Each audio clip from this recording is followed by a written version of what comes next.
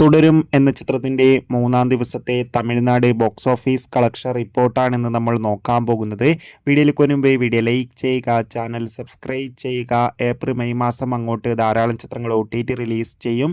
നമ്മുടെ ചാനൽ ഭാഗം പരിശോധിച്ചാൽ നിങ്ങൾക്ക് കാണാൻ വേണ്ടി സാധിക്കുന്നതായിരിക്കും. തരുൺ മൂർത്തിയുടെ സംവിധാനത്തിൽ മോഹൻലാൽ, ശോഭന എന്നൊക്കെ പ്രധാന കഥാപാത്രങ്ങളായ ചിത്രമായിരുന്നു തുടരും. ചിത്രത്തിന് ഇപ്പോഴും നല്ല മികച്ച പോസിറ്റീവ് റെസ്പോൺസ് തന്നെയാണ് പുറത്തുകൊണ്ടിരിക്കുന്നത്.